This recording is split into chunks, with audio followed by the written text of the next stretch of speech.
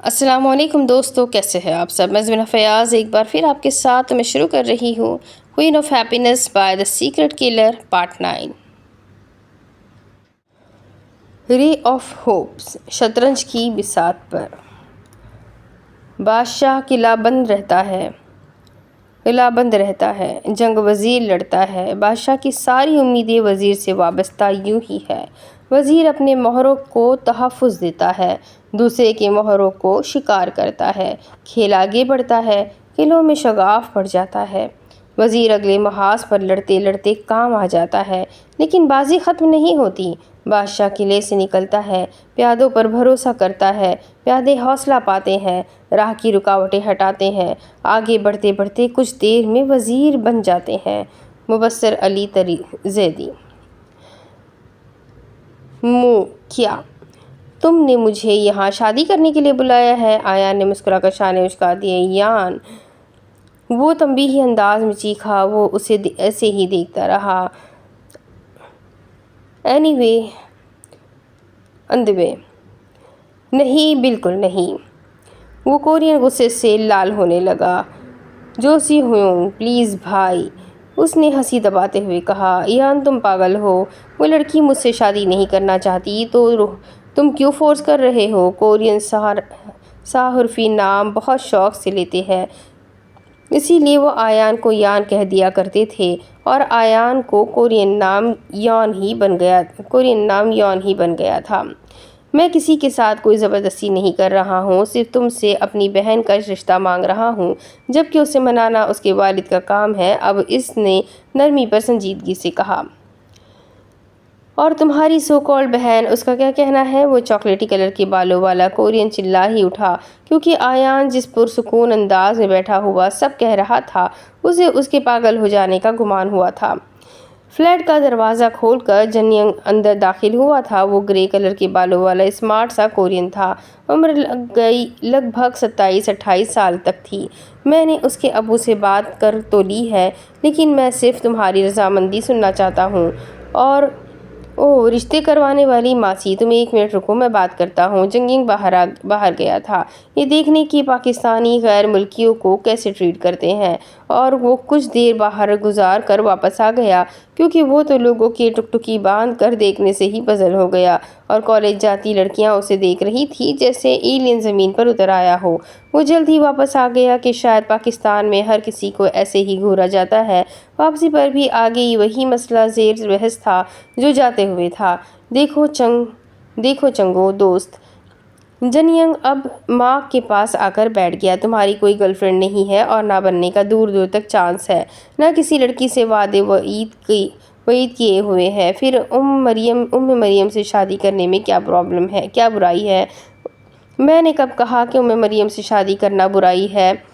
میں بس چاہتا ہوں تم لوگ اسے فورس مت کرو میرے ساتھ شادی کرنے کے لیے۔ ایک غیر ملکی اجنبی سے کیسے کوئی شادی کر لیتا ہے؟ مارک نے جن ینگ کی بات سننے کے بعد کہا۔ انڈائریکٹلی تم شادی کے لیے راضی ہو، مبارک ہو کمجن۔ آیان خوشی سے اٹھتے ہوئے بولا۔ دیکھو تم دونوں غلط کر رہے ہو یار، میرے والدین نہیں ہے، اس کا یہ مطلب نہیں ہے تم لوگ میرے لیے دوسرے ممالک میں رشتے تلاش کرنے لگ جاؤ۔ مل جائے گی مجھے بھی کوئی کورین مسلم، لیکن مریم پاکستانی ہے اور میں کورین، ہم ایک دوسرے کی زبان تک نہیں جانتے، اور تم چلے ہو شادی کروانے، ہم نے ایک دوسرے کو دیکھا تک نہیں ہے۔ اتنی افراتفری میں شادی کیوں؟ یان، ماں کو سمجھ ہی نہیں آ رہا تھا کہ ان دونوں کو کیسے سمجھائے اور بیٹھے بٹھائے۔ آیان کو کون سی بلا چمٹ گئی ہے جو وہ ایسی باتیں کر رہا ہے؟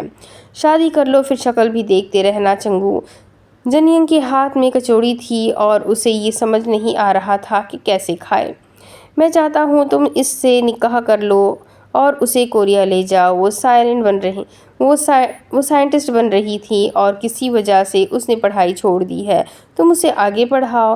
You are just making a shit deal یان۔ آیان کی بات کاٹ کر وہ غصے سے بولا تو کمجن بہت زور کا ہنسا۔ فائنلی مجھے پوائنٹ مل گیا کیپٹن، ماں کو بھی غصہ آتا ہے، وہ بھی شادی کے نام پر، اس نے ہنستے ہوئے ان سے کہا۔ مارک اسے گھور کر رہ گیا اور خود کو پرسکون کرنے کے لیے وہ کمرے کی کھڑکی کھول کر کھڑا ہو گیا۔ تازہ ہوا میں گہرے سانس لینے کے بعد وہ ان کی طرف پلٹا۔ ایان اور جنگ ینگ میں خاموش نظروں کا تبادلہ ہوا۔ وہ دونوں بھاگنے کے لیے بھی پوری طرح سے تیار تھے۔ اوکے، میں شادی کے لیے تیار ہوں۔ اس کے بعد کچھ بھی غلط ہوتا ہے تو ذمہ دار تم ہوں گے یان۔ اور اپنے بالوں میں بے چینی سے ہاتھ مارتے ہوئے سنجیدگی سے بولا۔ وہ حیرانگی سے اٹھا۔ جنجا، سچ میں؟ اتنے ٹف ٹائم میں تو میں مذاق کرنے سے رہا، سچ ہی کہہ رہا ہوں، مارک نے روٹھے پن سے کہا۔ ایان اور کم جن ینگ اس تک آئے اور زور کے گلے ملے۔ شکریہ مارک، بہت شکریہ۔ ایان نے خلوص دل سے اس کا شکریہ ادا کیا اور اسے یقین تھا مارک انکار نہیں کرے گا۔ ایان جمعے کو ہی سوات سے واپس آ گیا تھا۔ عنایہ کو کہا تھا کہ ضروری کام ہے اور وہ جنرل عاصم کی موجودگی میں سوات نہیں گھوم سکتا تھا۔ اس نے سید اکرم حسین سے وعدہ بھی کیا ہوا تھا جو وہ بھولا نہیں تھا، اور اسے اس وقت پر اعتماد بندہ مارک ہی ملا تھا جو پوری طرح سے سنگل تھا۔ وہ 30 برس کا تھا لیکن لگتا 20 برس کا تھا۔ اسی وجہ سے وہ دونوں اسے بیبی فیس کہتے تھے۔ اس وقت بھی وہ بحث کر رہے تھے کیونکہ کل ان تینوں نے واپس جانا تھا، اس لیے ایان سارے انتظامات پہلے ہی کر کے بیٹھا ہوا تھا۔ اسے صرف مارک کی رضامندی کا انتظار تھا۔ وہ اپنے پاکستانی دوستوں کو بھی کہہ دیتا تو وہ مان لیتے، لیکن وہ نہیں چاہتا تھا کہ کسی بھی دوست کی فیملی مریم کو طلاق یافتہ کا طعنہ دے۔ اس لیے اس نے مارک کے بارے میں سوچا اور اس کی منت بھی کی، کیونکہ کورین عموماً اس بات کی فکر نہیں کرتے کہ ان کے پارٹنر نے پہلے شادیاں کی ہوئی ہیں۔ اکرم حسین سے پہلے ہی بات کر رکھی تھی، اس لیے مولوی صاحب اور گواہان کو ساتھ لے کر وہ ان کے گھر چلا گیا تھا۔ دونوں کا نکاح کروایا۔ جو چند ایک مہمان آئے تھے وہ بھی چلے گئے تھے، لیکن وہ تینوں ابھی بھی اکرم حسین کے پاس بیٹھے ہوئے تھے۔ احمد سے ایمرجنسی کا کہہ کر اس نے مریم کے کوریا جانے کے انتظامات کروائے تھے، جو اس نے اتوار کی رات تک مکمل ہو جانے کا کہہ دیا تھا۔ فی الحال وہ مریم کے گھر تھا اور مریم کو اس نے ہی منایا تھا، صرف یہ کہہ کر کہ وہ اس کے والدین کو بحفاظت جگہ منتقل کر دے گا اور ان کا خیال بھی رکھے گا۔ مریم صرف اپنے والدین کی حفاظت ہی چاہتی تھی، اس لیے ایان نے جس سے کہا اس نے شادی کر لی، لیکن وہ ایک کورین ہے، یہ اسے نکاح کے بعد پتہ چلا، جس کی وجہ سے وہ اب کسی سے بات نہیں کر رہی تھی۔ اکرم حسین کو جائیداد کے کاغذات میں مسئلہ آ رہا تھا اور ایان اس وقت وہ حل کر رہا تھا۔ یہاں رہنا مشکل ہے امام صاحب، میں آپ کو پاکستان میں شفٹ کروا دیتا ہوں، یہاں پر سب چیزوں کو میں دیکھ لوں گا۔ ڈاکیومنٹس کی فائل کو غور سے دیکھتے ہوئے کہہ رہا تھا۔ ان کی جائیداد بہت زیادہ تھی نہیں، ایک 10 مرلے کا پلاٹ تھا جو مریم کے نام تھا، اور ایک وہ گھر جس میں وہ رہتے تھے، اور وہ ایک دکان جو انہوں نے کرائے پر دے رکھی تھی، اور دکان کا کرایہ اتنا تھا کہ وہ 3 لوگ بہت آسانی سے گزر بسر کرتے تھے۔ ایان کو اب ان کی فکر تھی کیونکہ وہ سب کچھ جان چکا تھا اور اس لیے مریم سے کیے وعدے کو نبھانا تھا۔ مریم کے چلے جانے کے بعد ان لوگوں کو وہاں خطرہ تھا۔ میرا بھی یہی خیال ہے، اکرم حسین کچھ سوچ کر بولے۔ آپ چاہیں تو میرے ساتھ کوریا چل کر رہ سکتے ہیں، میں کاغذات کا انتظام کر لوں گا، مارک نے صاف انگریزی میں کہا۔ کیونکہ وہ لوگ انگریزی میں ہی بات کر رہے تھے، مارک کے کہنے پر ایان اور کمجن نے بے ساختہ چہرے پر آنے والی مسکراہٹ روکی تھی۔ بہت شکریہ بیٹا، آپ میری بیٹی کو تحفظ دے رہے ہیں، میرے لیے یہی بہت ہے۔ اکرم حسین نے انکار کیا۔ آپ چاہے تو گھر بھیج دیتا ہوں، چاہے تو کرائے پر دے دیتا ہوں۔ ایان خاصا سنجیدہ بیٹھا ہوا تھا۔ انسان کو سوچ سمجھ کر ہی فیصلے کرنے چاہیے، چاہے کتنی ہی وقت کیوں نہ صرف ہو جائے۔ انکل، اگر آپ نے گھر بیچنا ہے تو میں خرید لیتا ہوں، جن ینگ نے کہا۔ تو اکرم حسین نے حیرانی سے اسے دیکھا۔ عام طور پر پاکستان کے لوگ یہاں سے بھاگتے ہیں، اور میرا نہیں خیال کوریا جیسے ملک کا باشندہ یہاں رہ سکتا ہے۔ ویسے کمجن اچھا گاہک ہے امام صاحب، ساؤتھ کوریا کے سابقہ صدر کا بیٹا ہے۔ آپ کافی آپ کافی فائدے میں رہیں گے، آیا نے ہنستے ہوئے کہا۔ کسی صدر کی اولاد کے لیے گھر بہت چھوٹا نہیں؟ امام صاحب نے پوچھا۔ بات صحیح تھی، اس لیے جنینگ کچھ نہیں بولا۔ میں یہ گھر کرائے پر دے دیتا ہوں، میرا ایک کزن آج کل رینٹ پر گھر ڈھونڈ رہا ہے، آپ چاہے تو وہ آ کر رہ لے گا۔ دیکھا بھالا ہائی بھائیوں کی طرح ہے، ایمان کے دیور کو گھر چاہیے تھا، آیان نے چند دن پہلے کسی کو بات کرتے سنا تھا۔ کہیں کزنز میں اتنی محبت ہے اور کہیں سگے بھائی ایک دوسرے کے خون کے پیاسے بنے ہوئے ہیں، یہ بھی دنیا کے رنگ ہے، اکرم حسین تعصب سے بولے۔ انکل اللہ پر بھروسہ رکھیں، سب ٹھیک ہو جائے گا، میں مریم کا پورا خیال رکھوں گا، آپ اس کی طرف سے بے فکر رہے، لیکن جلد یہ ایریا چھوڑ دیں۔ مارک نے داماد ہونے کا حق ادا کیا۔ آیان کی آنکھوں میں مارک کے لیے عزت صاف نظر آ رہی تھی، لیکن جنینگ ہنسی روکنے کے چکر میں سرخ پڑ رہا تھا۔ ہر چیز کا مالک اللہ ہے، جو چیز اس نے دی اسے اسی کے سپرد۔ اللہ میری بچی کے نصیب اچھے کرے، آمین، آیان نے مسکرا کر کہا۔ مجھے اپنا شہر چھوڑ کر جانے کا دکھ ہے، میری ساری زندگی ادھر گزری ہے، میں بڑھاپا بھی ادھر گزار کر مرنا چاہتا ہوں۔ زندگی موت کا مالک تو اللہ ہے، جانتا ہوں یہ فیصلہ مشکل ہوگا، لیکن پلیز مریم کے لیے آپ کو یہ فیصلہ کرنا پڑے گا، وہ کبھی وہاں سکون سے نہیں رہ سکے گی جب تک میں اسے اس بات کا یقین نہ دلا دوں کہ آپ دونوں یہاں میری حفاظت میں ہیں۔ باہر کھڑی مریم کا دل آج آیان کے لیے صاف ہو گیا تھا، وہ ان سے مخلص تھا اور یہ گواہی اس کے دل نے دی تھی، لیکن بہرحال وہ آیان سے ناراض تھی۔ تم بہت سمجھدار ہو آیان، لیکن موت برحق ہے، میں آپ کی بات سے اتفاق کرتا ہوں، لیکن ہمیں خود کو جان بوجھ کر ہلاکت میں نہیں ڈالنا چاہیے، آپ کو فیصلہ لینا ہی ہوگا۔ اچھا، کچھ سوچتا ہوں، اکرم حسین نے نپے تلے انداز میں جواب دیا۔ آپ کے پاس کل تک کا ٹائم ہے، آپ اپنا ضروری سامان پیک کر لیں، میں لڑکے بھیجوں گا، آیان نے اٹھتے ہوئے کہا۔ مطلب صاف تھا کہ وہ مزید کچھ نہیں سنے گا۔ آیان کی دیکھا دیکھی وہ دونوں بھی اٹھ کھڑے ہوئے۔ اپنی سیٹ بیلٹ باندھ کر نور الفجر ریلیکس ہو کر بیٹھی ہی تھی کہ کوئی اس کے ساتھ دھپ سے آ کر گرا تھا۔ ایڈیٹ، وہ بڑبڑائی اور غصے سے دوسری طرف دیکھا۔ وہاں کوئی 19-20 سال کا دبلا پتلا اور لمبا لڑکا بیٹھا اپنی سانسیں بحال کر رہا تھا، شاید اس کا بھی نور کی طرح کسی جہاز میں بیٹھنے کا پہلا ایکسپیرئنس تھا۔ ہیلو سسٹر، یہ قطر ایئر لائنز والے بھی کوئی اچھی سروس نہیں دے رہے، ان کا جہاز بھی کھچا کھچ بھرا ہوا ہے، اف کیا 5 اسٹار جہاز بک کروایا تھا اور کہاں دھکے کھا رہا ہوں۔ نور الفجر نے حیرت سے اسے دیکھا، وہ دنیا کی بیسٹ ایئر لائن کی بے عزتی کر رہا تھا۔ کہاں سے ہو؟ اس نے خاصے روکھے انداز میں پوچھا، کیونکہ وہ اجنبیوں سے پہلی ملاقات میں روڈلی بات کرتی تھی۔ جی میں کراچی سے ہوں اور میرا دوست بھی وہیں سے ہے، بس وہ باہر رش میں پھنسا ہوا ہے۔ قطر جا رہے ہیں؟ ارے نہیں، ہم دونوں کوریا جا رہے ہیں، بڑی یونیورسٹی میں پڑھنے۔ کس یونیورسٹی میں؟ اس نے متجسس ہو کر پوچھا۔ سول نیشنل یونیورسٹی، میں بھی وہیں جا رہی ہوں، اس نے خوشگوار حیرت سے کہا۔ میں نے سنا تھا آج ہمارے ساتھ کوئی ڈاکٹر بھی جنوبی کوریا جائے گا، تو کیا وہ آپ ہیں؟ ہاں میں ہی ہوں، آپ کو وہاں کسی بھی مدد کی ضرورت ہوئی تو ہمیں بتائیے گا، آپ کی مدد کو حاضر ہوں گے، اس لڑکے نے بہت مخلص مشورہ دیا۔ یونیورسٹی میں پہلی مرتبہ جا رہے ہو؟ اس نے باریک نگاہوں سے اسے دیکھتے ہوئے پوچھا۔ جی، میرا نمبر رکھ لینا، ضرورت پڑ سکتی ہے، اس ٹین ایجر کو دیکھتے ہوئے اس نے کافی شرارتی انداز میں کہا، جس نے اصل دنیا تو دیکھی ہی نہیں تھی۔ آپ گلگت کی لگ رہی ہے، اس لیے مجھے لگتا ہے ہم آپ کو اچھی کمپنی دیں گے۔ کیا پورے جہاز میں یہی جگہ ملی تھی؟ وہ اسے شرمندہ کرنا چاہ رہی تھی، کیونکہ 3 اسکوائر میں بنی کرسیوں پر ظاہر ہے کسی نہ کسی کو بیٹھنا تھا، اور وہ سیٹ پاکستانیوں کی ہی ہوں گی، اسے اندازہ نہیں تھا۔ اس نے مسکرا کر یہ بتانے کے بجائے اس کا سیٹ نمبر ہی یہی ہے، وہ اسے تنگ کرنے کے لیے بولا۔ ارے پورے جہاز میں صرف آپ ہی پیاری لگی ہیں، عمر میں تم سے بہت بڑی ہوں، وہ حیرت سے کہہ رہی تھی۔ میں آپ کے ساتھ فلرٹ تو نہیں کر رہا، وہ فوراً برا منہ بنا گیا۔ کیا نام ہے تمہارا؟ میرا نام ثقلین ہے اور میرے دوست کا نام عقیل ہے۔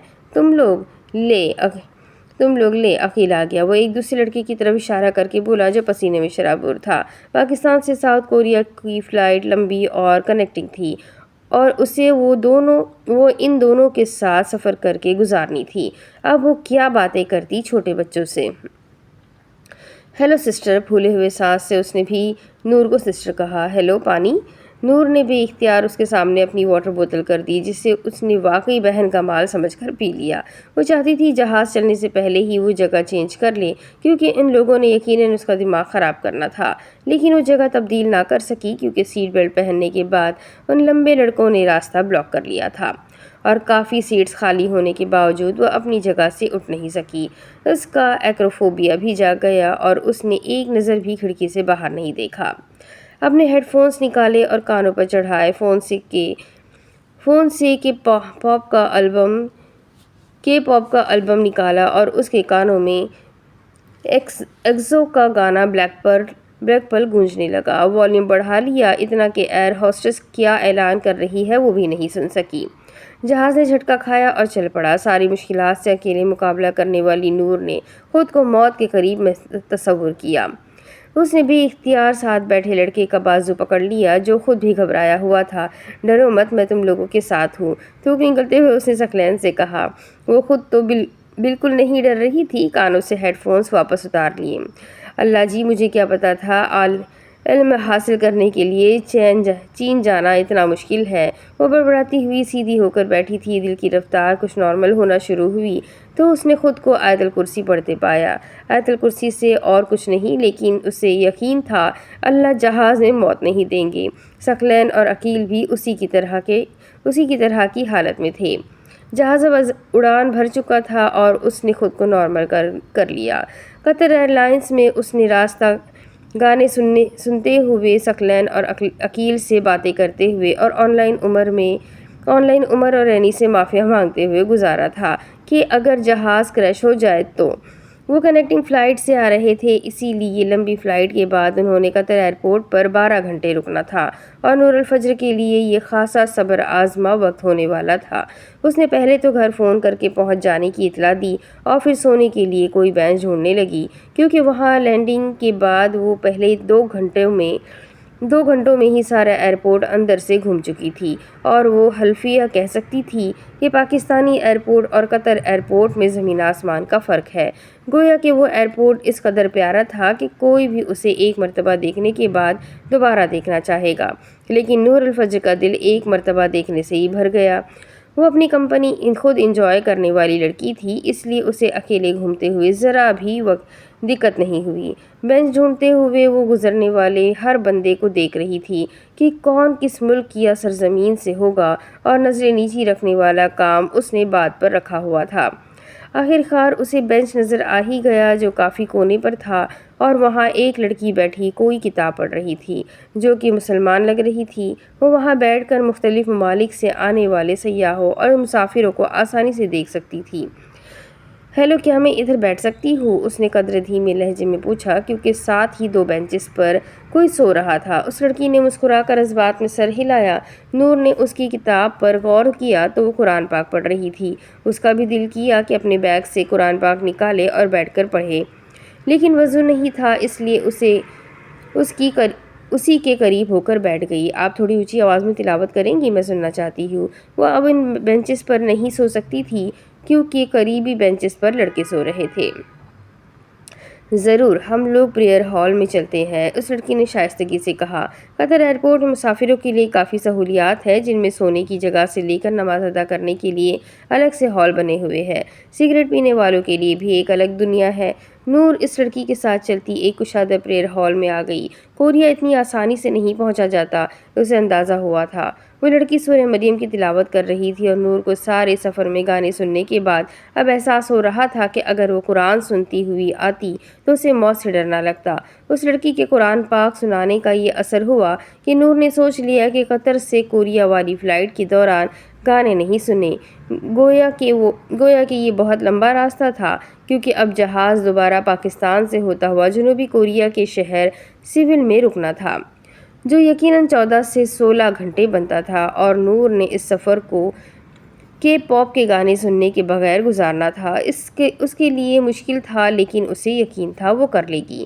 ایسے چھوٹے موٹے چیلنجز تو وہ خود کو دیتی ہی رہتی تھی، چند گھنٹے کے پاپ کی آواز کے بغیر۔ دوبارہ ایئرپلین میں ایروپلین پر بیٹھتے ہوئے آیان کو اس لڑکی کے ساتھ جس نے اسے قرآن پاک سنایا تھا دیکھ کر دھچکا لگا، جو بڑے انہماک سے اسے کچھ سمجھا رہا تھا۔ سوات میں گزرا ایک ہفتہ نور کو واقعی نہیں بھولا تھا، کیونکہ وہ ایک یادگار وقت تھا جو اس نے آیان کے گروپ اور انایا کے گھر میں انجوائے کیا تھا۔ آیان کا امیج کچھ زیادہ خراب ہوا کہ اب انایا کے بعد وہ اس لڑکی کو کمپنی دے رہا ہے جیسے اس نے سوات میں نور الفجر کو کمپنی دی۔ ایڈیٹ، بڑبڑاتی ہوئی دوبارہ جہاز میں گئی اور اب ثقلین اور عقیل سے بھی بات نہیں کی۔ کیا ہوا آپی؟ خاموش ہو جاؤ، تم سب لڑکے ایک سے ہوتے ہو۔ وہ سخت خفا تھی۔ نہیں، آپ کو غلط لگا، عقیل نے سادگی سے کہا۔ ہوتے تو ایک سے ہی ہیں، لیکن ہم نے کیا کر دیا؟ ثقلین نے بھی پوچھا۔ کچھ نہیں کیا اور اب خاموش ہو جاؤ۔ کیا آپ نے اپنے بوائے فرینڈ کو کسی دوسری لڑکی کے ساتھ دیکھ لیا ہے؟ عقیل سنجیدہ نہیں ہوا۔ شٹ اپ یو ایڈیٹ، میرا کوئی بوائے فرینڈ نہیں ہے، اس نے عقیل کو گھر کا۔ عموماً لڑکیوں کا ایسا ری ایکشن تبھی ہوتا ہے جب انہیں کسی لڑکے کی طرف سے دھوکہ ملتا ہے۔ کیا اور پھول بک رہے ہو؟ دماغ ٹھیک ہے؟ اللہ اللہ، اپنی عمریں دیکھو اور باتیں دیکھو۔ سوری آپی، وہ کوئی لڑکا آپ کے بارے میں پوچھ رہا تھا تو ہمیں لگا آپ کا بوائے فرینڈ ہے۔ واٹ؟ کون پوچھ رہا تھا؟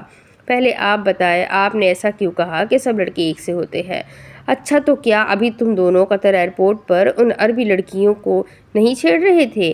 جدھر لڑکیاں دیکھتے ہو ادھر بھیگی بلی کیوں بن جاتے ہو؟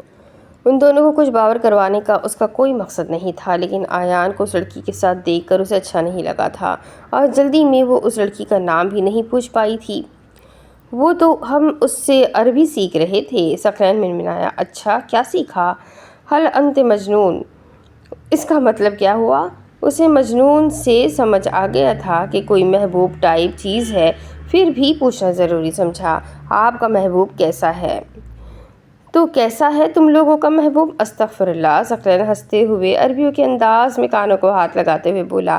لیکن میرا محبوب ماشاء اللہ ہے، عقیل شرما کر بتا رہا تھا، اور نور نے تعصب سے ان ٹین ایجرز کو دیکھا جن کے اس عمر میں ہی محبوب بن گئے تھے۔ اف، ہماری ینگ جنریشن کی عشق معشوقیہ، اس نے تعصب سے سوچتے ہوئے مزید کوئی بات نہیں کی۔ آگے کا راستہ اس نے کتاب پڑھ کر گزارا جو اسے ثقلین نے دی تھی۔ وہ کوئی اردو ادب کی کتاب تھی جس کی مشکل اردو کی وجہ سے نور کو کتاب کا اصل مقصد سمجھ نہیں آیا تھا۔ اس نے اپنا وعدہ نہیں توڑا کہ وہ فلائٹ کے دوران گانے نہیں سنے گی، اس لیے جہاز جب انچن ایئرپورٹ پر اترا تو سفر کی وجہ سے ساری تھکاوٹ اتر گئی اور اس نے دوبارہ سے ہیڈ فونز کانوں پر چڑھا لیے۔ ساؤتھ کوریا کی سرزمین پر اترتے ہی وہ تازہ دم ہو گئی تھی۔ ثقلین اور عقیل کے ساتھ مل کر اس نے خود کو کورین میں ویلکم کہا۔ ان دونوں کو ان کے سینئرز لینے آئے ہوئے تھے جو کہ پاکستانی ہی تھے، لیکن نور نے ایسی تکلیف کسی کو دینا مناسب نہیں سمجھا کہ اتنا خرچہ کر کے کوئی صرف اسے لینے آئے۔ اس نے بس سے جانا مناسب سمجھا تھا۔ ایئرپورٹ پر ہی اس نے اپنے پاس موجود پاکستانی روپے کورین وون میں تبدیل کروا لیے تھے۔ باہر کہاں وہ کرنسی ایکسچینج کا آفس ڈھونڈتی رہتی۔ میں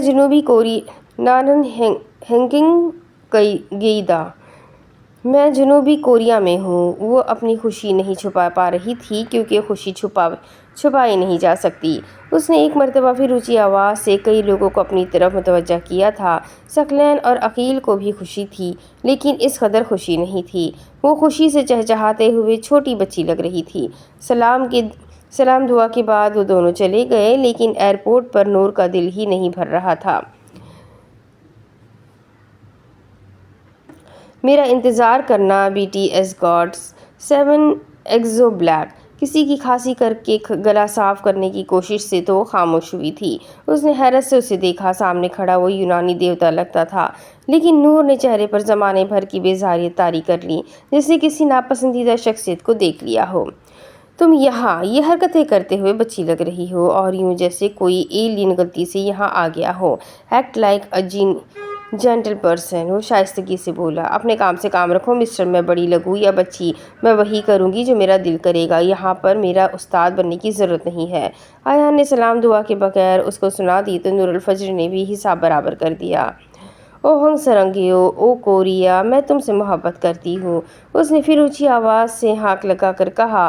آیان نے بے اختیار ہنسی کو ہونٹ چبا کر دبا ڈالا۔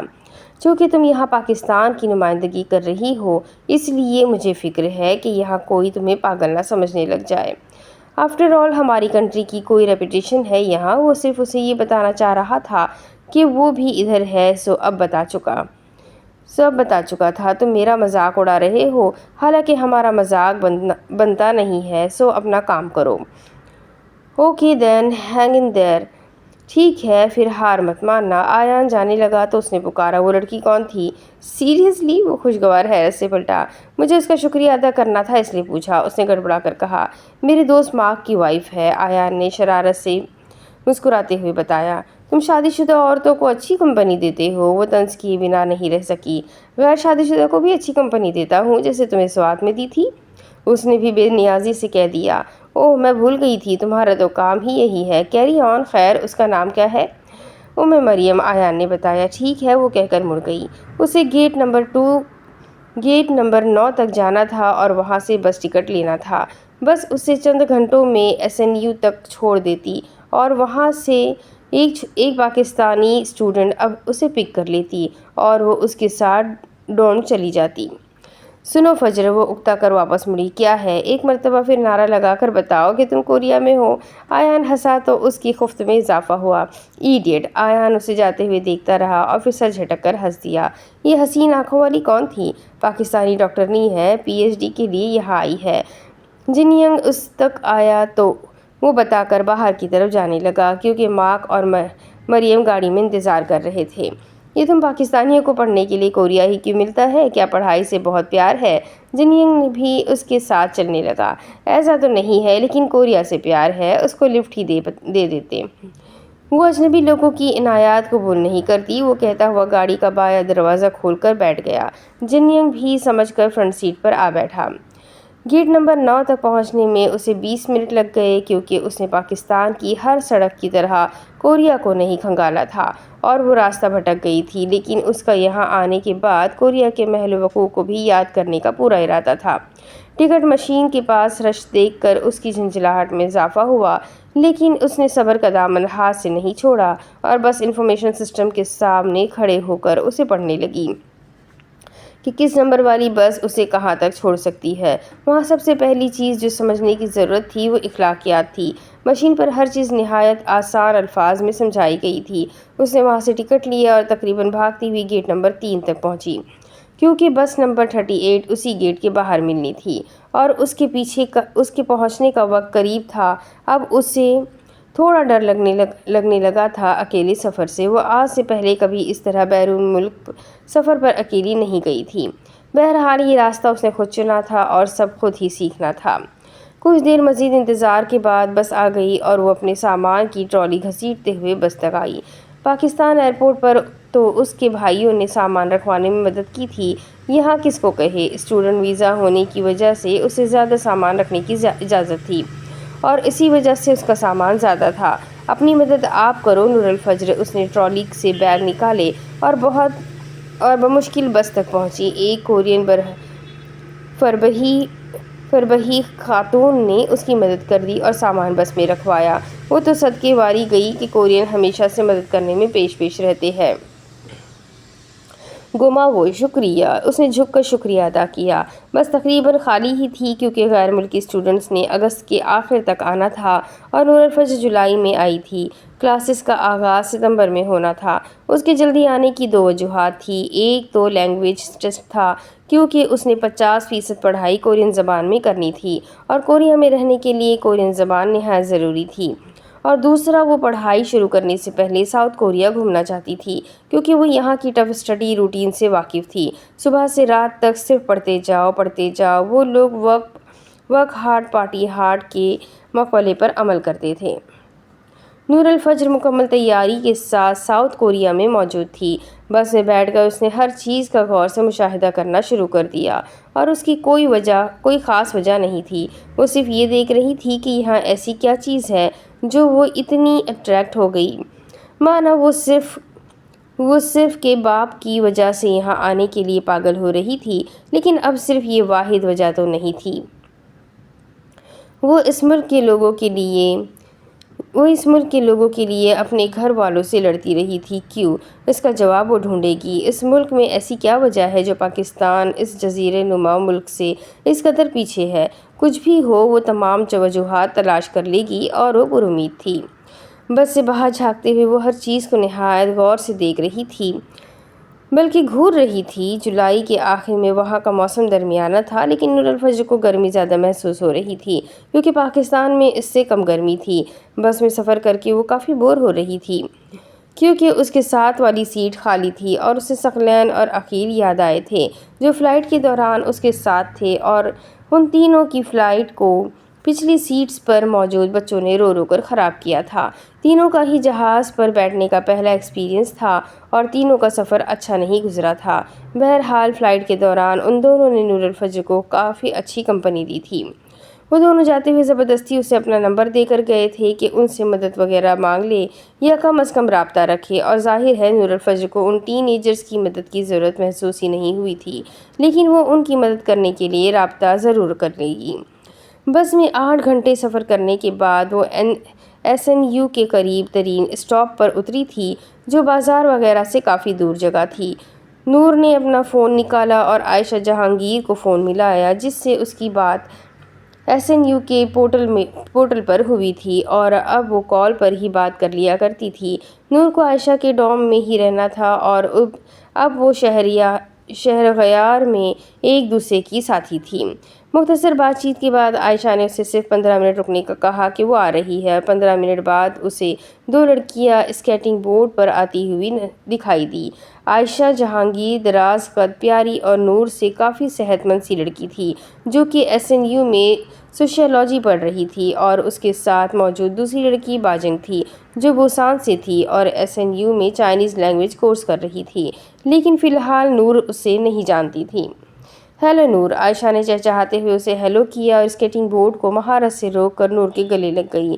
اب نور کو پہلی ملاقات میں اتنے پیار کی بھی توقع نہیں تھی، لیکن یہ SNU کے اسٹوڈنٹ کی طرف سے خوش آمدید کا طریقہ تھا کہ وہ نئے آنے والے اسٹوڈنٹس کو نہایت گرمجوشی سے ویلکم کرتے تھے، اور چونکہ نور کو ایئرپورٹ پر لینے کوئی نہیں آیا تھا، اس لیے اس کے ساتھ اسپیشل گیسٹ جیسا سلوک کیا جانا تھا۔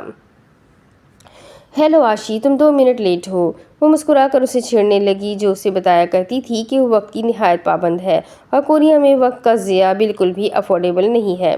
ارے چھوڑو بھی، ویسے تم تصویروں سے زیادہ خوبصورت ہو، اس سے ملو، یہ ہماری ڈوم میٹ ہاجنگ ہے۔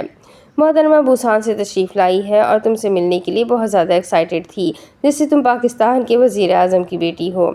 میں نے تو سنا تھا کہ یہ کورین لوگ ہم برصغیر لوگوں کو پسند نہیں کرتے، لیکن یہاں آ کر پتہ چلا کہ وہ سب جھوٹ تھا۔ شروع میں تھوڑے میچنے ہوتے ہیں، بعد میں ٹھیک ہو جاتے ہیں۔ آشی نے ہنستے ہوئے اردو میں اسے ہاجنگ کے بارے میں بتایا، جیسے وہ نور کی برسوں پرانی سہیلی ہو، اور نور نے خوشی دلی سے مسکراتے ہوئے ہاجنگ سے مصافحہ کیا۔ انی ینگ ہاسیو، ہیلو، نور نے مسکراتے ہوئے آگے کو جھک کر کہا۔ اے ہاجنگ نے بھی آشی کے انداز میں نور کو گلے لگاتے ہوئے کہا، تو نور اس کی بات پر حیران ہوئی۔ اس نے ہمارے واٹس ایپ ٹیکسٹ والا سلام کیا ہے۔ مائن ٹو WOA کہہ دو، آشی نے فوراً اسے سمجھایا۔ نیور مائنڈ، تم WAO کہہ دو۔ بدتمیز آشی، یہ کیا سکھایا ہے تم نے اسے؟ جلجینی سایو، فاجر، تم کیسی ہو؟ فاجر مسکرا کر پوچھ رہی تھی۔ جو ہایو، بہت اچھی۔ اپنا نام بگاڑے جانے پر بھی اس نے برا نہیں منایا۔ انگلش میں بات کرو، اس سے آگے میری کورین وفات پا جاتی ہے۔ آشی نے دونوں ہاتھ اٹھا کر اعلان کرنے والے انداز میں مذاق کیا۔ تو نور ہنسی۔ آشی کو کورین آتی تھی، لیکن اسے پسند نہیں تھی۔ وہ کہتی تھی کورین لوگ 2 سیکنڈ کی بات کو لمبا کر کے 30 سیکنڈ میں مکمل کرتے ہیں، سو کورین کے مقابلے میں انگلش آسان ہے۔ نائس ٹو میٹ یو ہاجنگ، اس نے ہاجنگ سے کہا تو وہ مسکرائی۔ ہاجنگ کا فون بجا اور وہ معذرت کرتی ان دونوں سے تھوڑے فاصلے پر جا کر کھڑی ہو گئی، اور وہ آشی کی طرف متوجہ ہوئی۔ پہلے غور سے اسے دیکھا اور دل سے مسکرائی۔ یہاں کورین بولے بغیر گزارا کیسے کر رہی ہو آشی؟ اس نے سرسری سا پوچھا۔ بھائی گوگل ٹرانسلیٹر زندہ باد، اور بیٹا تم ڈوم تو پہنچو، فرینچ اور جاپانیز میں بھی بات کرنی پڑے گی۔ باب کٹ بالوں کو لہراتے ہوئے عائشہ نے کہا تھا۔ اور ڈوم میں کیسی لڑکیاں ہیں؟ تمہیں ہر نسل کی چوزیاں ملیں گی، لیکن ہمارے ڈوم میں 3 ہی پیس ہے، کورین، جاپانی اور فرانسیسی۔ کیا مطلب 5 لڑکیاں ایک ڈوم میں؟ وہ قدرے حیران ہوئی۔ ہاں، تمہیں کوئی مسئلہ تو نہیں؟ لیکن ہم کیسے رہیں گے؟ وہ اپنے گھر میں بھی اکیلے کمرے میں رہتی تھی اور یہاں 5 لڑکیاں؟ الگ رومز والا ڈوم ہے، کافی کمفرٹیبل ہے، لیکن پیسے تھوڑے زیادہ ہے۔ چل کے دیکھ لو، اگر پسند نہ آیا تو تبدیل کروا لینا، لیکن دوسری صورت میں تمہیں کمرہ شیئر کرنا پڑے گا، وہ بھی کسی کورین سے۔ اس نے شکر ادا کیا۔ میں الگ کمرے میں رہنا پسند کروں گی، اس نے سر کو دائیں بائیں ہلاتے ہوئے کہا۔ چلو پھر دیر کیسی؟ عاشی نے اس کے گلے کے گرد بازو کا گھیرا ڈالا۔ یہ جو 3 لڑکیاں ہیں یہ ڈرنک وغیرہ بھی کرتی ہے؟ میرا مطلب کچھ بتاؤ ہماری ڈوم میٹس کے بارے میں۔ ظاہر ہے نور سب کرتی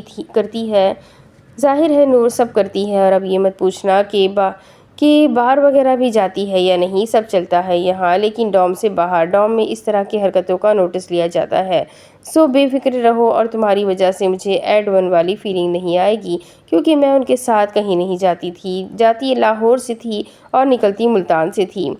عجیب اکیلے پن کا احساس ہوتا تھا۔ بٹ ویلکم ٹو سول، عاشی کہتے ہوئے پھر اس کے گلے لگ گئی۔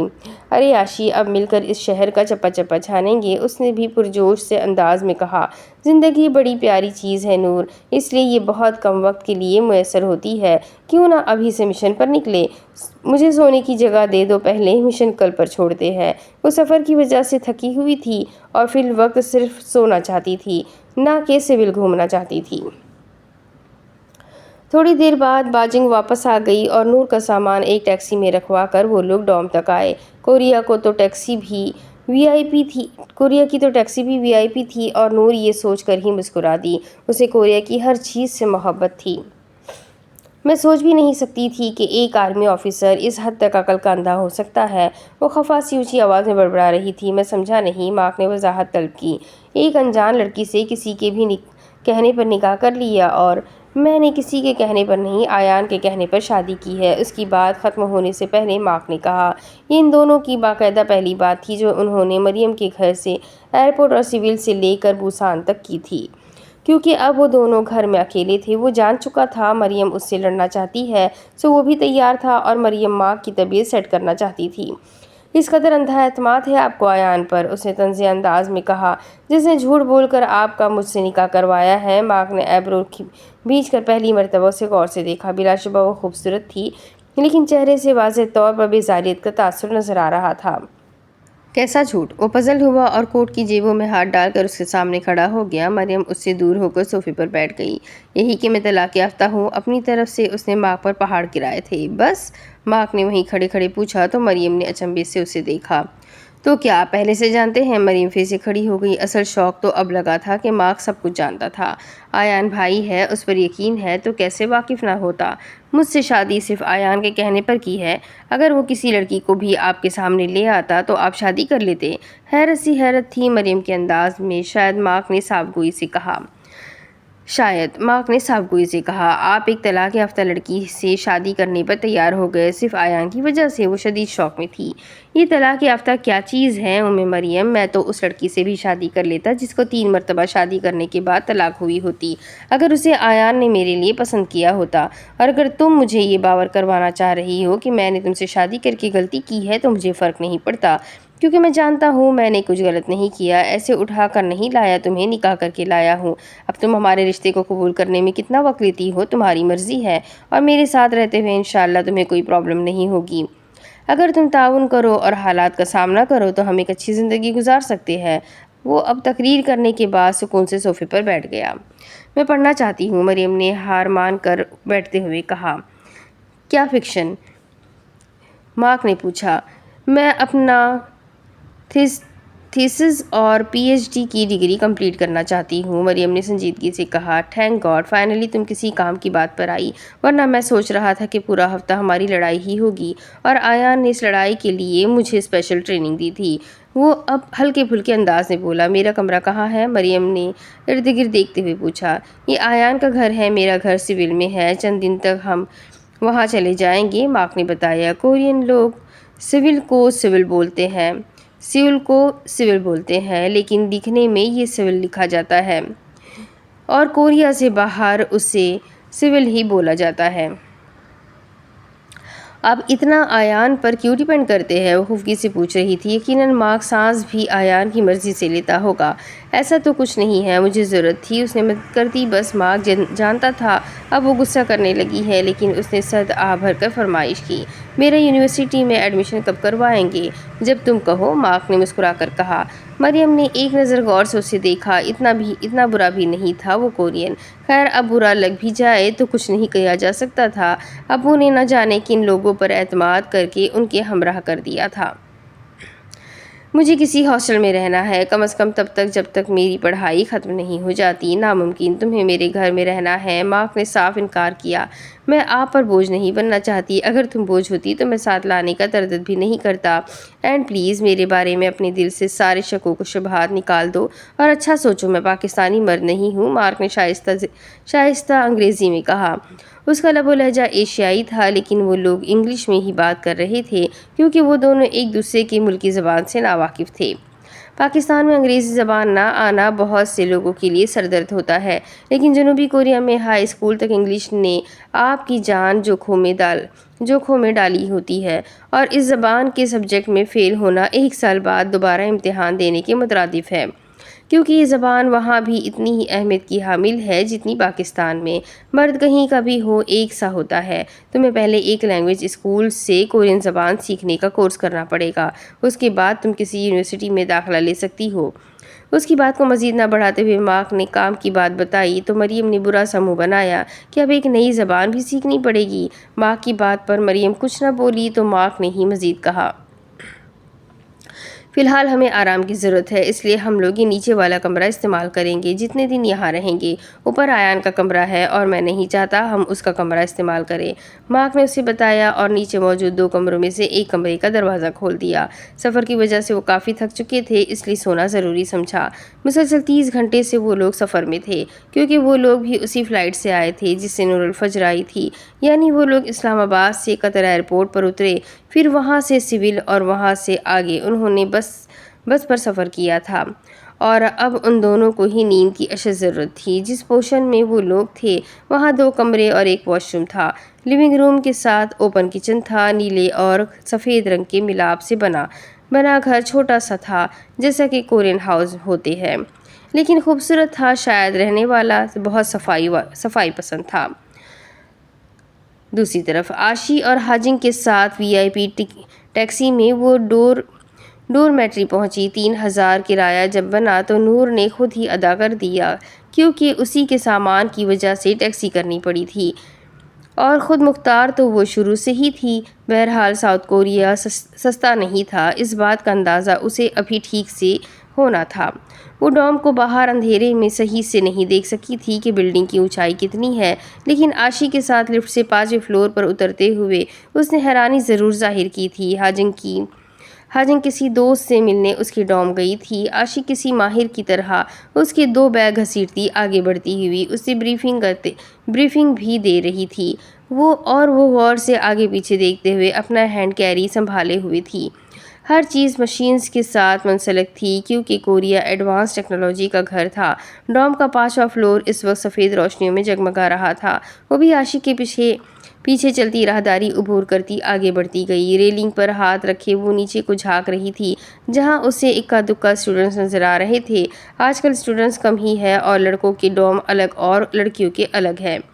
آشی ایک دروازے کے باہر کھڑی اپنی جیب کھنگال رہی تھی، پھر اس نے دروازے کے باہر موجود مشین میں کارڈ ڈالا اور دروازہ کھل گیا۔ کارڈ ویسا تھا جیسے کریڈٹ کارڈ ہوتا ہے، لیکن یہ اسٹوڈنٹس کو یونیورسٹی یا ڈوم انتظامیہ کی جانب سے دیے جاتے ہیں۔ دروازہ کھول کر آشی اندر گئی، پہلے اپنا بیگ کندھے سے اتارا جس میں اسکیٹنگ بوٹ تھا، اور پھر جاگرز اتارے۔ نور بھی اس کی تقلید میں اندر آ گئی، اس نے بھی دروازے کے پاس اپنے شوز اتارے۔ ڈوم چھوٹا سا تھا، 3 کمرے ایک طرف اور 2 کمرے ایک طرف آمنے سامنے تھے۔ دروازے کے ساتھ ہی واش روم تھا اور اس کے ساتھ باتھ روم۔ دروازے کے سامنے بھی کمرہ تھا، اور جب تھوڑا آگے بڑھو تو بائیں جانب چھوٹی سی راہداری تھی، جس کے ختم ہوتے ہی کچن تھا، جہاں 5 کرسیاں اور ٹیبل لگائی گئی تھی، جو کہ سائز میں کافی چھوٹی تھی لیکن آسانی سے بیٹھا جا سکتا تھا۔ یہ سنجالجنگ جوتے رکھنے کی جگہ ہے اور اندر صرف سلیپر پہنے جاتے ہیں، باہر استعمال والے جوتے یہیں اتارے جاتے ہیں۔ اتنا تو اسے بھی پتا تھا کہ کورین گھروں میں جوتے اتار کر داخل ہوا جاتا ہے، لیکن وہ مسکراتے ہوئے عائشہ کو سن رہی تھی۔ اسے چھوٹی موٹی باتوں کو فالو کرنے کا کوئی شوق نہیں تھا، لیکن وہ آج پہلی مرتبہ یہاں آئی تھی تو ایسا تاثر دینا اچھی بات نہیں تھی۔ اور یہ ہمارا چھوٹا سا ڈوم ہاؤس ہے جس میں 5 کمرے ہیں، ایک کچن ہے، ایک باتھ روم ہے اور ایک واش روم ہے، یعنی کہ ٹوائلٹ میرا روم نمبر C ہے اور تمہارا روم نمبر B ہے۔ A ہاجنگ کا ہے، D سلینا کا ہے جو فرانسیسی ہے اور E ہکاری کا ہے جو مجھے ان کورین کی طرح ہی نظر آتی ہے، لیکن وہ جاپان سے ہے۔ اور ایک بات دماغ میں بٹھا لو کہ ہکاری سے کوئی جسمانی جنگ نہیں مول لینی، وہ جمناسٹک مقابلوں کی کھلاڑی ہے۔ وہ وہیں کھڑے ہو کر سر ہلاتے ہوئے عاشق کو یقین دلانے لگی کہ وہ اسے سن رہی ہے۔ یہ سلیپر پہن لو اور فریش ہو جاؤ، میں تمہارے کمرے میں سامان رکھ لیتی ہوں۔ نور کا سامان لکڑی کے فرش پر رکھ کر اس نے نور سے کہا، یہ ابتدائی پروٹوکول ہے یا تم واقعی اتنی اچھی ہو؟ وہ سر سے اسکارف اتارتے ہوئے اس سے پوچھے بغیر نہیں رہ سکی۔ تم نے کچھ کھانا ہے؟ نہیں کھانا تو سو جاؤ، صبح ملاقات ہوگی۔ عاشق نے نشانے اچکاتے ہوئے اس کے کمرے کا دروازہ کھولا اور نور کی بات کو مذاق میں اڑایا۔ نور کی نظر اندر پڑی۔ یہ کمرہ ہے؟ وہ حیرانگی سے کہتے ہوئے عاشق سے پہلے اندر چلی گئی۔ جب میں یہاں 1 سال پہلے نئی آئی تھی تو ایسا شوق مجھے بھی لگا تھا، لیکن اب میں آسانی سے رہ لیتی ہوں۔ وہ کمرہ تھا، لیکن نور کے لیے وہ کمرہ بہت چھوٹا تھا۔ لمبائی تو کافی تھی، لیکن کمرے کی چوڑائی بہت کم تھی کہ ایک سنگل بیڈ لگا ہوا تھا اور ساتھ میں چلنے کی تھوڑی سی جگہ۔ پاکستان میں اتنا چھوٹا تو اس کے گھر کا اسٹور روم بھی نہیں تھا، لیکن وہ بھول گئی کہ نہ تو یہ گھر ہے اور نہ پاکستان۔ عاشق یہاں میں رہوں گی، تھوک نگلتے ہوئے اس نے استفسار کیا۔ ظاہر ہے اپنے خاندان والوں کو تو نہیں لا سکتی، لیکن یہ بہت چھوٹا ہے اور میں جو اتنا سامان لائی ہوں وہ کہاں رکھوں گی؟ وہ منمنائی۔ سامان آسانی سے فکس ہو جاتا ہے، یہ دیکھو، کپڑے لٹکانے کے لیے کبرڈ ہے اور ساتھ ہی شکل دیکھنے کے لیے شیشہ بھی موجود ہے۔ سنگل بیڈ کے پاؤں والی طرف ایک الماری تھی۔ عاشق نے اسے کھول کر تفصیل سے بتایا، یہاں تم جوتے رکھ سکتی ہو، لیکن میں نے اپنے سارے جوتے اپنے بیڈ کے نیچے گھسائے ہوئے ہیں کیونکہ میرے کپڑے بہت زیادہ ہیں اور تمہارے تو بیڈ کے نیچے بھی کمپارٹمنٹ بنے ہوئے ہیں، کافی جگہ ہے بھائی تمہارے کمرے میں۔ اب ناشکری مت بنو۔ الماری کے نچلے دراز کو کھول کر اس نے بتایا۔ نور نے اسکارف بیڈ پر رکھا اور اپنے بالوں کی چٹیاں کھولنے لگی۔ یہ سارے کیبن بھی خالی ہے، چاہے تو کھانے کا سامان رکھو، چاہے میک اپ کا سامان رکھو اور کتابیں بھی رکھ سکتی ہو۔ بیڈ کے اوپر 8 کیبن اوپر نیچے بنے ہوئے تھے، 4 اوپر اور 4 اس کے نیچے۔ عاشق بیڈ پر چڑھی باری باری سارے کیبن کھول کر اسے بتا رہی تھی کہ سارے خالی ہے اور یہ جو اتنے بڑے بڑے بیگ لے کر آئی ہو یہ یہاں بیڈ کے نیچے بھی رکھ سکتی ہو اور وہاں سائڈ پر بھی۔ عاشق نے زمین پر بیٹھ کر اسے بتایا اور بیڈ کے نیچے موجود کمپارٹمنٹ نکال کر بتائے۔ لیکن ان چھوٹے ڈبوں میں اتنے بڑے بیگز نہیں آئیں گے، تم وہاں سائڈ پر ہی رکھ لینا۔ وہ کمپارٹمنٹ بھی کوئی 8 کے قریب تھے، اتنے بڑے کہ اس میں جوتے، کوٹ اور ایکسٹرا سامان آسانی سے رکھا جا سکتا تھا۔ اپنے شیمپو، فیس واش وغیرہ اگر تم کسی سے شیئر نہ کرنا چاہو تو اپنے کمرے میں یا باتھ روم کے لاکر میں رکھ سکتی ہو، ورنہ میں تو ہکاری کا شیمپو استعمال کرتی ہوں، جاپان کا خاص شیمپو اب کیا رہتا ہے تمہارا۔ اور یہ رہی بیٹھ کر پڑھنے کی جگہ۔ وہ اسٹڈی ٹیبل کی کرسی کھینچ کر اس پر بیٹھ گئی۔ یہاں بیٹھ کر اگر مزہ نہ آئے تو کامن روم میں چل کر بھی پڑھ سکتی ہو، خوبصورت لڑکوں کو دیکھ کر سبق جلدی یاد ہو جاتا ہے۔ وہ بس اس کی بات پر مسکرا کر ہی رہ گئی۔ اور دیکھو یہاں سے باہر کا ویو بھی بہت اچھا ہے، سامنے جگمگاتی روشنیاں، لمبی لمبی بلڈنگ، تمہیں ایسا لگے گا کہ تم 22ویں صدی میں چلی گئی ہو۔ اب کیا خیال ہے اپنے کمرے کے بارے میں اور کون سا سامان رہ گیا ہے؟ بالکل کارٹونز والا کمرہ ہے، اینیمے والا، لیکن یہ نوبیتا کے کمرے سے بھی چھوٹا ہے۔ وہ آخر میں بس اتنا ہی کہہ سکی۔ لمبے سیاہ بال اس کی کمر پر بکھر گئے تو اسے کچھ راحت کا احساس ہوا، ورنہ یوں لگ رہا تھا کسی نے بالوں کو جکڑا ہوا تھا۔ لیکن اب تمہارا ہے اور شکر کرو سامان رکھنے کی جگہ ہے اور سونے کے لیے بیڈ۔ وہ بیچارہ تو زمین پر سوتا تھا۔ عاشق نے بھی کہا، میں سونا چاہتی ہوں، واقعی تھک گئی تھی۔ روم ٹیمپریچر اپنے حساب سے سیٹ کر لو اور یہ رہا تمہارے کمرے کا ریموٹ۔ اسٹڈی ٹیبل کی دراز سے ایک ریموٹ کنٹرول نکال کر عاشق نے اسے تھمایا۔ تم نے گھر کال کر کے بتایا؟ ہاں، بابا کو میسج بھیج دیا ہے، کال پر صبح بات کروں گی۔ اور کورین سم کارڈ وغیرہ کل خرید لینا۔ اور سنو، ہوگا 5GB والا کارڈ لینا، ورنہ تم صرف ڈیٹا آن کرو گی اور 2GB ختم ہو جائے گا اور زیادہ ڈیٹا استعمال کرنے کی ضرورت نہیں ہے۔ وائی فائی وہ بھی 5G پورے ملک میں فری موجود ہے۔ او کا مطلب 5 اور گیگا کا مطلب GB ہوتا ہے۔ آشی اسے سب کچھ سمجھا لینا چاہتی تھی جسے یہ سب حفظ تھا، لیکن خیر کسی کے سامنے انسان کو بیوقوف بن جانا چاہیے، اس میں حرج ہی کیا ہے؟ اور تو اور اگر واٹس ایپ اپنے پاکستانی رشتہ داروں کے لیے رکھنا چاہتی ہو تو مرضی، ورنہ یہاں کاکاؤ ٹاک چلتی ہے اور اسی کے کچھ فیچرز واٹس ایپ جیسے ہی ہوتے ہیں، ادھر سب وہی استعمال کرتے ہیں، ڈاؤن لوڈ کر لینا۔ اوکے آشی، اب باقی کی معلومات کل، کیونکہ کل بہت کام ہے، لیکن اس سے پہلے آرام، اور یہ باقی سب کہاں ہیں؟ وہ اپنا بھورے رنگ کا بیگ بیڈ پر رکھ کر کھولتے ہوئے پوچھ رہی تھی۔ ہیکاری تو جاپان سے واپس نہیں آئی، سیلینا کا ارادہ بوسان میں چھٹیاں گزارنے کا ہے، اور تم ادھر کیوں رک گئی؟ میرا سول سے ہی دل نہیں بھرتا، وہ ہنستے ہوئے بولی۔ ویسے تمہارے بال کافی پیارے ہیں، آشی نے تعریف کی۔ شکریہ، ماضی میں گنجا ہوتے بچی ہوں۔ اس نے اپنا سلیپنگ سوٹ نکالا اور لوشن نکال کر بیڈ پر اچھالتے ہوئے اسے بتایا۔ تو اور میرے گھر والوں کو میرے سفید بال بھی نظر آتے تھے، وہ ہنستے ہوئے بتانے لگی۔ ویسے تم یہاں کیا پڑھ رہی ہو؟ اسے بھول گیا تھا کہ آشی یہاں کیا کر رہی ہے۔ میں یہاں سوشیولوجی پڑھ کر ریسرچر بن رہی ہوں، اور تمہیں بار بار کیوں بتانا پڑتا ہے؟ بھلکڑ ہوں نا میں، وہ ہنستے ہوئے کہہ کر کمرے سے باہر نکل گئی۔ وہ فریش ہو کر اپنا بستر ٹھیک کر رہی تھی جب آشی اس کے کمرے میں پھر سے آئی۔ یہ لو جی، کورین چائے پیو اور موج کرو، اس میں کوریا نظر آئے گا؟ اس نے شیشے کا درمیانی سائز کا کپ لیتے ہوئے پوچھا۔ کورین لوگ چائے میں دودھ نہیں ڈالتے اور اکثر لوگ بغیر چینی والی چائے بھی پسند کرتے ہیں، اور جنوبی کوریا میں چائے سے زیادہ کافی کی فوقیت حاصل ہے۔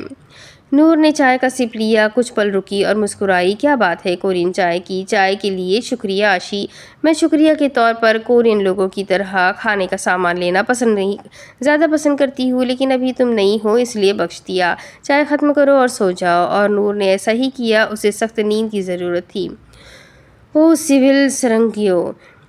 سیول میں تم سے محبت کرتی ہوں، اس نے مسکرا کر کہا۔ ایک لمحے کو اسے ایان کا ری ایکشن یاد آیا، ایڈیٹ، وہ منہ میں بڑبڑائی۔ آنکھیں بند کرتے ہی وہ سو گئی، کیونکہ اسے شدید نیند آئی ہوئی تھی، اور ایسی نیند شاید ہی کوریا میں دوبارہ نصیب ہو۔ ٹائی کی نوٹ ڈھیلی کرتے ہوئے اس نے ایک اچٹتی نگاہ خبیب پر ڈالی، جو کافی کا کپ پکڑے اپنی کلیگ سے کچھ کہہ رہا تھا۔ وہ کافی بیزار سا کیمرہ مین کے پاس کھڑا سارا انتظام ہوتے دیکھ رہا تھا۔ 1 گھنٹے کے انٹرویو کے لیے وہ پچھلے 2 گھنٹے خبیب کی وجہ سے ضائع کر چکا تھا۔ سب ایک دم الرٹ رہنا، آج کے شو کی ریٹنگ بہت آئے گی۔ خبیب فائنل تیاری کر چکا تھا اور اونچی آواز میں سب سے کہہ رہا تھا۔ وہ اس کے سامنے آ کر رکا۔ واہ باس، آج کا شو کمال ہونے والا ہے، اتنے اداس کیوں لگ رہے ہیں آپ؟ روحان کی ٹائی ٹھیک کرتے ہوئے وہ مسکرایا۔ روحان کا انٹرویو ہو اور ریٹنگز نہ آئے ہو ہی نہیں سکتا۔ تم کوئی پرسنل سوال نہیں پوچھو گے؟ اس نے سنجیدگی سے کہا۔ میں وہی پوچھوں گا جو آپ کے ڈائی ہارڈ فینس سننا چاہتے ہیں، اس نے بھی بے نیازی سے کہا۔ تمہارا چینل بند کروا لوں گا، اس نے اپنے فون پر آنے والا نوٹیفیکیشن چیک کرتے ہوئے اسے دھمکی دی۔ فاؤنڈر کون ہے باس؟ خبیب باز نہیں آیا، وہ بھی بس خفگی سے سر جھٹک کر رہ گیا۔ بلیک پینٹ کوٹ کے ساتھ گرے شرٹ میں ملبوس وہ سنجیدہ سا علیزے کا گڈ لک کا میسج پڑھ رہا تھا۔ علیزے وہ واحد انسان تھی جو کہیں بھی ہو روحان سکندر کو نہیں بھولتی تھی۔ اپنے انٹرویو کی وجہ سے وہ علیزے کو ایئرپورٹ پر سی آف کرنے نہیں جا سکا تھا، اور علیزے امریکہ کی فلائٹ سے بھی اسے میسج بھیج رہی تھی۔ اسے معلوم تھا کہ اس کے دوستوں میں سے کم از کم کسی کے پاس اتنا وقت نہیں ہے، خاص کر ایان کے پاس، کہ وہ اس کا انٹرویو دیکھے، لیکن علیزے وقت نکال کر دیکھ ہی لیا کرتی تھی۔ بہرحال وہ اپنے دوستوں کی دل سے قدر کرتا تھا، چاہے وہ بچپن کے دوست ہو یا کام کے دوران بننے والے ہو۔ کافی لیں گے؟ خبیب نے اس کا موڈ آف محسوس کرتے ہوئے اس سے پوچھا۔ کافی، چاکلیٹ اور ماں کی ڈانٹ ان چند چیزوں میں شمار تھی جن سے روحان کا موڈ فوراً ٹھیک ہو جایا کرتا تھا۔ موکا، اس نے مختصر سا اپنی پسند کا بتایا۔ موکا کافی میں کافی مکسچر کی مقدار دودھ کی نسبت زیادہ ہوتی ہے جو دماغ کے ہر حصے کو فریش کر دیتی ہے۔ روحان سکندر کے لیے کافی کی کوئی بھی قسم ڈوپامین کا کام کرتی تھی، کیونکہ کیفین اس کی اور کام کرنے والی صلاحیت کو بڑھا دیتی تھی۔ یاد رکھو ذرا کون سی کافی کا نام ہے، باس کے لیے لے آؤ ورنہ انہوں نے انٹرویو کو فلاپ کرنا ہے، خبیب نے پاس کھڑے لڑکے سے کہا، کیونکہ اسے کافی کی اقسام کا اتنا علم نہیں تھا۔ اس کے پاس کرنے کو اور بھی بہت سے کام تھے۔ اس نے روحان کے کوٹ پر ریکارڈنگ مائک سیٹ کیا اور جا کر اپنی کرسی سنبھال لی۔ پہلے فوٹوگرافر نے چند تصاویر اتاری اور اس کے بعد انٹرویو شروع ہوا، جو کہ ٹی وی اور ان کے سوشل میڈیا پلیٹ فارمز پر لائیو آنے لگا اور ایک مرتبہ پھر سے روحان سکندر کو پورا پاکستان سننے لگا۔ خبیب ابتدائی تعارف کے بعد روحان کی طرف متوجہ ہوا۔ بہت شکریہ روحان سکندر کہ آپ نے اپنی ٹف روٹین سے ایک مرتبہ پھر ہمارے لیے وقت نکالا۔ ہم جاننا چاہیں گے کہ آج کل آپ کن پروجیکٹس پر کام کر رہے ہیں، آپ کا اگلے چند سالوں کا کیا پلان ہے؟ کیمرہ روحان کی جانب موڑا گیا۔ وہ باوقار اور وجیح چہرے پر ہلکی مسکراہٹ لیے خبیب کو دیکھ رہا تھا۔ Well you are not welcome Khubaib, میں آج کل کسی پروجیکٹ پر کام نہیں کر رہا، لیکن کام کر رہا ہوں۔ میں پی بی ایس کے لیے کام کر رہا ہوں اور میرا خیال ہے یہ کام صرف انسانیت کی خاطر کیا جا رہا ہے۔ Pakistan blood society P B S کا پلان چند ماہ پہلے ہی میں نے اپنی ٹیم سے ڈسکس کیا ہے، جس پر ہمیشہ کی طرح مجھے پازیٹیو رسپانس ملا ہے الحمدللہ، اور ہم اسی پر محنت کر رہے ہیں۔ جیسا کہ سب جانتے ہیں ہمارے ملک میں ویلفیئر سوسائٹیز اور خدمت خلق کرنے والے سینکڑوں لوگ موجود ہیں جو ضرورت مند کی کسی نہ کسی طرح مدد کرتے ہی رہتے ہیں۔ ان کا اجر تو اللہ پاک ہی دے گا، لیکن ایسے ہی جب کسی ضرورت مند کو کسی کی زندگی بچانے کے لیے خون کی ضرورت ہو تو میرا خیال ہے ایسے لوگوں کی ضرورت بہت کم پوری ہوتی ہے، اور جب تک خون وغیرہ کا انتظام ہوتا ہے انسان زندگی کی بازی ہار جاتا ہے۔ مجھے پاکستان کو کھڑا کرنے کے لیے قیمتی جانوں کو ضائع ہونے سے بچانا ہے، جس کے لیے ہم پی بی ایس کو شروع کر رہے ہیں، اور مجھے بتاتے ہوئے خوشی ہو رہی ہے کہ اس کے پہلے والنٹیئر رضاکار میرے ڈی او پی کے ہی شیر ہے۔ اس کام میں آپ کو کتنا پیسہ لگانا پڑ رہا ہے اور کتنا وقت آپ اس کام کو دیتے ہیں؟ کیونکہ آپ کے بارے میں مشہور ہے آپ کو ایک دن میں 40 گھنٹے کام کرنے کی عادت ہے۔ خبیب نے مسکراہٹ دبا کر سوال پوچھا، کیونکہ آج کل روحان سکندر کی جیب خالی ہوتی تھی اور کام واقعی زیادہ تھا، اور وہ دعا کرتا تھا کہ ایک دن وہ چند گھنٹوں کا اضافہ کر لیا جائے کہ وہ اپنے کام آسانی سے کر سکے۔ ایسے کاموں کے لیے پیسوں کی نہیں، بڑے دل کی ضرورت ہوتی ہے خبیب۔ ہر شہر میں الگ کیمپ بنانے کے لیے ہمیں لوگوں کی اور جگہ کی ضرورت ہوتی ہے۔ اب چونکہ میں ایک غریب انسان ہوں تو یہ وہ چیزیں مینیج کرنا چیلنجنگ ہوگا، لیکن ہو جائے گا، کیونکہ جگہ کہیں بھی بن جائے جب تک لوگ نہیں آئیں گے یہ کام نہیں چل سکے گا۔ دوسری بات، اس کام سے لوگوں کو آگاہی ملے گی تو وہ خون ڈونیٹ کرنے کے لیے آگے آئیں گے اور قیمتی جانیں بچانے میں اپنا کردار ادا کریں گے۔ اور جہاں تک میرے وقت کا تعلق ہے تو ظاہر ہے میں اس کام پر آج کل کافی وقت صرف کر رہا ہوں، کیونکہ کوئی بھی کام جو آپ شروع کرتے ہیں اور وہ آپ سے 3 چیزیں مانگتا ہے: آپ کا ٹائم، آپ کی محنت و لگن، اور آپ کی ڈیووشن۔ سے مراد یہ ہے کہ آپ کا یقین کتنا ہے، سب سے پہلے اپنے رب پر، پھر اپنی محنت پر، اور پھر اس کام کے آگے چلنے پر۔ آپ کتنے پر امید ہو اور کتنے پازیٹیو ہو اپنے کام کو لے کر۔ ساری گیم اس دماغ کی اور اس دل کی ہے۔ اسے ٹریکیبل رکھنا ہے، یعنی کہ چلنے کے قابل بنانا ہے کہ یہ وقت کے ساتھ آپ کے ساتھ پنگے نہ کرے اور اپنا راستہ نہ بھولے۔ اس کا مطلب آپ مستقبل میں اس کام پر پیسہ لگائیں گے؟ روحان نے خفیف سی نگاہ اس پر ڈالی جو اس کی دکھتی رگ پر ہاتھ رکھنے کی کوشش کر رہا تھا، اور اتنے لمبے جواب کے بعد بھی خبیب نے وہی سوال کیا۔ ویل مجھے پیسے تو لگانے ہیں اس کام پر۔ اس کے دماغ نے 10 سیکنڈ میں حساب لگایا کہ حدیقہ بیگم کے پاس پڑی جویلری بیچ دی جائے تو اسے کتنے پیسے مل سکتے ہیں، لیکن امید ہے کچھ عرصے تک ڈونیشنز بھی اکٹھی ہو جائے گی۔ پیسے اتنے زیادہ بھی نہیں تھے۔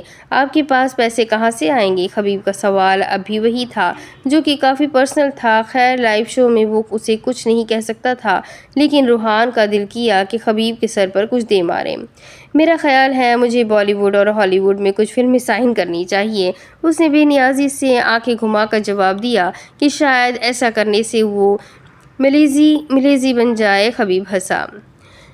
آپ کر سکتے ہیں، خبیب نے اسے حوصلہ دیا۔ آف کورس میں ہینڈسم ہوں، مسکراتے ہوئے کہہ رہا تھا۔ میرپور میں اقبال عالم کے گھر کے لاؤنج میں اگر نگاہ ڈالی جائے تو ہاتھ میں پیسٹری پکڑے اینی بڑے شوق سے ٹی وی کا والیوم اونچا کیے روحان کا انٹرویو سن رہی تھی۔ پی بی ایس کو شروع کرنے کے لیے آپ کی انسپائریشن کون ہے؟ جب میں نے یہ پلان بنایا تھا اور اس پر کام شروع کیا تھا تو آنیسٹلی اسپیکنگ میری انسپریشن میرے اللہ کے علاوہ کوئی نہیں تھا جس نے میرے دماغ میں ایسا بہترین آئیڈیا دیا، لیکن چند دن پہلے تھیلیسیمیا کی وہ بچی جس سے میری ملاقات سوات میں ہوئی تھی وہ میرے لیے انسپائریشن بن گئی تھی، اور میں نے اپنے اس کام کو اس بچی کی وجہ سے اپنے ہر کام سے اوپر رکھا ہوا تھا تاکہ میں وقت پر کسی کی مدد کر سکوں۔ اگر پلوشے جان مجھے دیکھ رہی ہے تو آئی مس یو بچے۔ اس نے کیمرے میں دیکھتے ہوئے بائیں آنکھ ونک کی جو صرف پلوشے کو اشارہ تھا کسی خاص چیز کا۔ اگلے سوال پر روحان سکندر مسکرایا تو سوات کے DHQ ہسپتال میں بیڈ پر بیٹھی بچی بھی مسکرائی۔ بچی کے سامنے ٹیبلٹ کھلا پڑا ہوا تھا اور اس کے ہاتھ میں خون کی ڈرپ لگی ہوئی تھی۔ وہ مسکرا کر اسے دیکھ رہی تھی۔ اس ملاقات میں ایسا کیا تھا؟ اس کے آگے کی کہانی میں آپ کو اگلی قسط میں سناتی ہوں کہ آگے کیا ہوگا۔ یہ جاننے کے لیے میرے ساتھ بنے رہیں، اگلی قسط میں پھر ملیں گے۔ تب تک کے لیے چینل کو سبسکرائب کر دیں، بیل آئیکن کو ضرور دبا دیں۔ اگلی قسط میں پھر ملیں گے، تب تک اپنا خوب سارا خیال رکھیں، مجھے بھی دعا میں یاد رکھیں۔ اللہ حافظ۔